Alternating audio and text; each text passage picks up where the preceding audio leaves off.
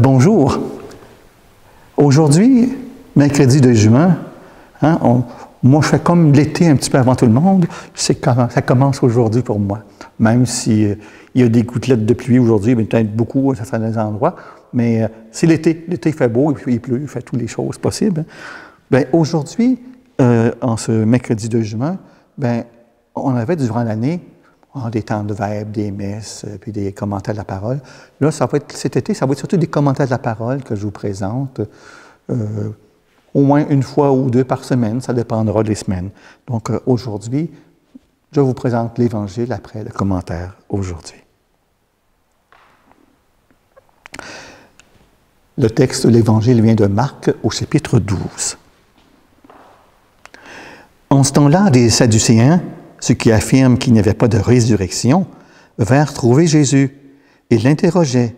« Maître, Moïse nous a prescrit, si un homme a un frère qui meurt en laissant une femme, mais aucun enfant, il doit épouser la veuve pour susciter une descendance à son frère. Il y avait 7 frères. Le premier se maria, mourut sans laisser de descendance. Le deuxième épousa la veuve et mourut sans laisser de descendance. Le troisième, pareillement, et aucun des 7 ne laissa de descendance. Et en dernier, après eux tous, la femme mourut aussi. À la résurrection, quand ils ressusciteront, duquel d'entre eux sera-t-elle l'épouse, puisque les 7 l'ont eue pour épouse? Jésus leur dit, « N'êtes-vous pas en train de vous égarer en méconnaissant les Écritures et la puissance de Dieu?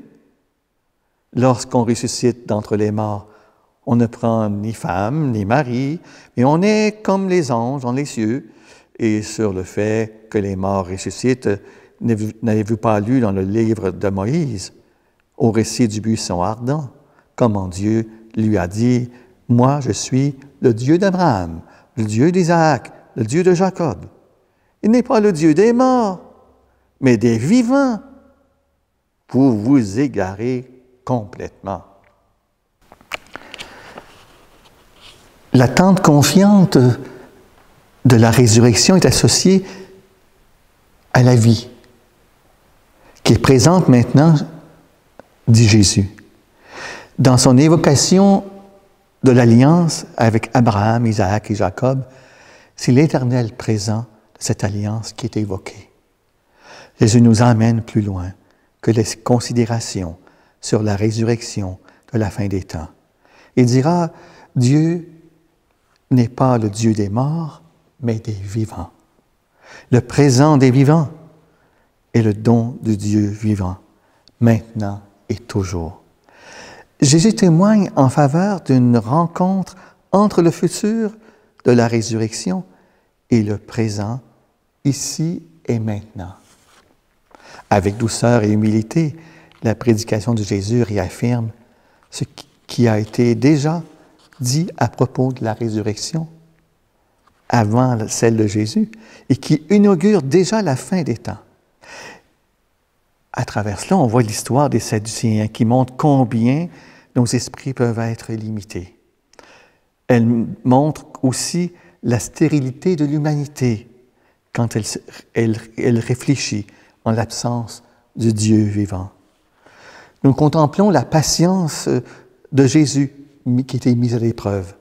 Il redit combien la génération humaine est importante, jusqu'à ce que le nombre des élus soit complet. Redisons-le, les Sadducéens, dans leur discours, reprennent une conception de la résurrection mal comprise. Ils sont dans l'incapacité de voir advenir ici et maintenant la vraie vie. Les justes vivent dans l'espérance d'un accomplissement de la promesse de Dieu. Ils ont part à cet accomplissement qui s'amorce aujourd'hui. Ils peuvent donc voir dans l'accomplissement des promesses de Jésus un accomplissement de leur propre espérance. La vie dans l'amour dont nous avons l'expérience, dans la communion des saints, est déjà vécue maintenant.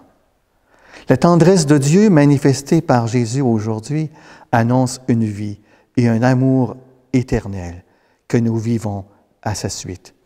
Cette fécondité de vie et d'amour s'est manifestée dans la maternité de Marie, la mère de Jésus. Les temps sont accomplis, le royaume de Dieu est tout proche, par la puissance de la tendresse de Dieu et de son envoyé Jésus-Christ, une naissance d'amour nous est donnée. L'égarement des Sadducéens les met hors de toute espérance. Il leur fait ignorer ce que Jésus est venu révéler. C'est un manque d'espérance dans le jour de Dieu, dans la résurrection qui fait naître l'homme à la filiation divine. Dans la puissance de l'amour infini de Dieu, Jésus est entré à Jérusalem comme le Messie attendu à la fin des temps. La venue du règne de Dieu est l'accomplissement des Écritures annoncées par les prophètes. Jésus le manifestera par sa passion, sa mort, sa résurrection, dans une nouvelle génération qui nous prépare le ciel. Nous sommes à jamais avec Dieu. Cet amour tout nouveau annonce une éternité de bonheur. Le Christ Jésus s'est manifesté en détruisant la mort et en faisant resplendir la vie. Cette vie située dans l'amour infini de Dieu est là pour qui veut la recevoir. Cette naissance d'amour nous est donnée en l'Église par l'imposition des mains, dans la puissance de l'amour infini de Dieu. Mais en ce beau jour, en ce beau mercredi, pour toute cette journée, demandons la grâce d'entrer dans le mystère de l'amour infini de Dieu, de la résurrection de Christ. Nous avons entendu l'Évangile aujourd'hui. Cet Évangile nous fait grandir dans la foi.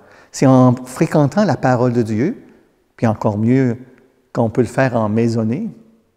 Moi, je suis dans une petite équipe, là, puis ce soir, mercredi soir, on se réunit en maisonnée pour échanger sur la parole de l'Évangile le dimanche. Mais aujourd'hui, c'est pour ça que d'une semaine à l'autre, une fois ou deux par semaine, on pourra échanger sur la parole. Mais aujourd'hui, je fais remarquer qu'il y a un temps que je ne présenterai pas de commentaires parce qu'on aura à la place la neuvaine à Notre-Dame du Perpétuel Secours. Vous voyez, la bannière, on l'a installée, on se prépare à la fêter. Hein? Donc, ça va être du 18 au 26 juin prochain.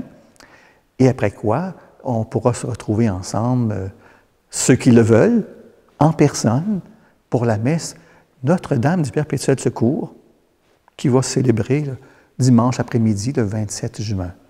Il faudra réserver pour les places vont être limitées, comme vous savez, c'est un peu notre coutume. On vous donnera les informations un petit peu plus tard.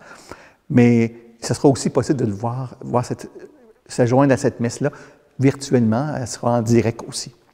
Donc, aujourd'hui, il me reste à vous dire un bon temps pour méditer la parole de Dieu, vous aussi. Hein? Et que Dieu vous bénisse, et que le Père, le Fils et le Saint-Esprit. Amen.